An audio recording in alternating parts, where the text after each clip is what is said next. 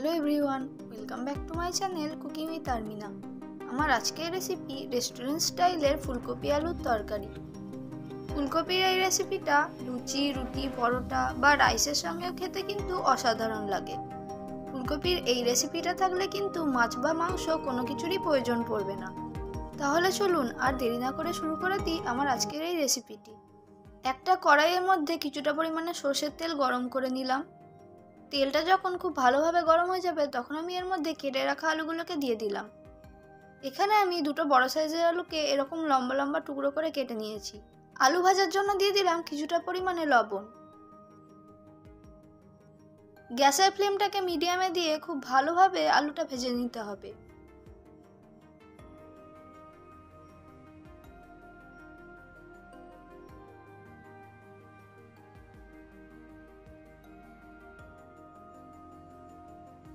আলুগুলো লাল করে ভাজা হয়ে গেছে, এবার আলুগুলোকে তুলে একটা পাত্রের মধ্যে রেখে দেব।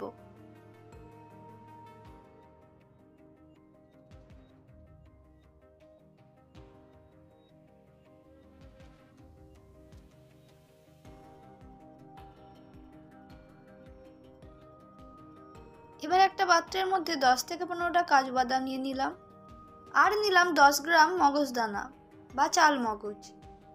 এবার একটু জল দিয়ে এটাকে কিছুক্ষণ ভিজিয়ে রাখবো। 10 থেকে 15 মিনিট ভেজানোর পর এটার একটা মিহি পেস্ট তৈরি করে নেব। এবার ওই একই তেলের মধ্যে আমি ফুলকপিগুলোও ভেজে নেব। দিয়ে দিলাম 1 চা চামচ লবণ আর 1 চা চামচ হলুদের গুঁড়ো। এবার ফুলকপিগুলো খুব ভালোভাবে ভেজে নিতে হবে।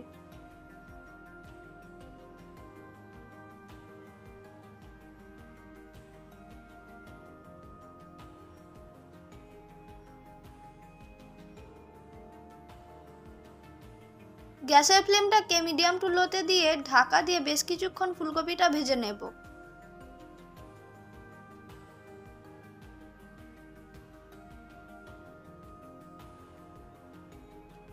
ফুলকপিটা ভালোভাবে ভাজা হয়ে গেছে, এবার ফুলকপিটাকেও তুলে একটা পাত্রের মধ্যে রেখে দিচ্ছি।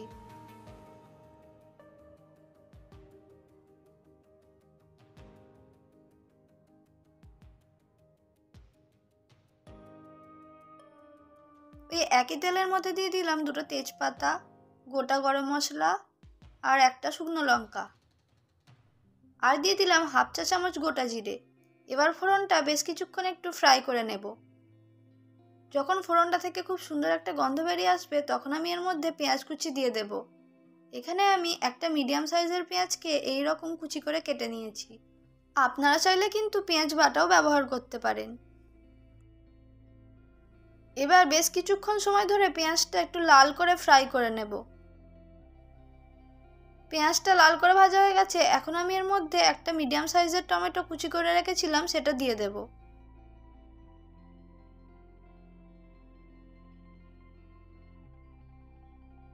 দিয়ে দিলাম 1 চা চামচ লবণ আর 1 চা চামচ আদা রসুন বাটা। নুন আর আদা রসুন বাটাটা দেওয়ার পর খুব ভালো করে একটু কষিয়ে নেব যাতে আদা রসুনের কাঁচা গন্ধটা চলে যায়। এবার আমি এর মধ্যে সমস্ত শুকনো উপকরণগুলো অ্যাড করব। দিয়ে দিলাম 1 চা চামচ জিরের গুঁড়ো, 1 চা চামচ ধনের গুঁড়ো, 1 চা চামচ কাশ্মীরি লঙ্কার গুঁড়ো, 1 চা চামচ হলুদের গুঁড়ো। গ্যাসের ফ্লেমটাকে একেবারে লোতে দিয়ে মশলাগুলো খুব ভালোভাবে কষিয়ে নিতে হবে। আর দিলাম দুটো কুচিয়ে রাখা কাঁচা লঙ্কা।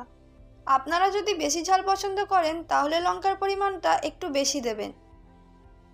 এখন আমি এর মধ্যে কাজু বাদাম আর চাল মগজের যে পেস্টটা করে রেখেছিলাম সেটা দিয়ে দেব। এবার 3 থেকে 4 মিনিট সময় ধরে সব কিছু খুব ভালোভাবে কষিয়ে নিতে হবে।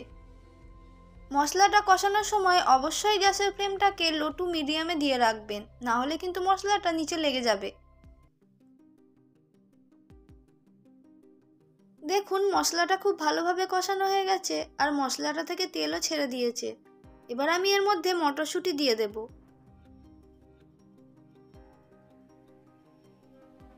এবার সব কিছু আরও একবার খুব ভালোভাবে মিশিয়ে নিয়েই ভেজে রাখা আলু আর ফুলকপিটা দিয়ে দেব।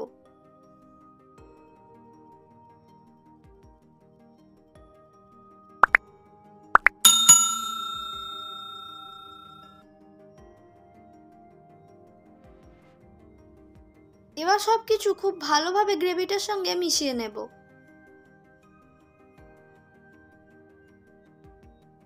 সব কিছু খুব ভালোভাবে মেশানো হয়ে গেছে। এখন আমি এর মধ্যে 1 চা চামচ চিনি আর 1 চা চামচ ভাজা মশলা দিয়ে দিলাম।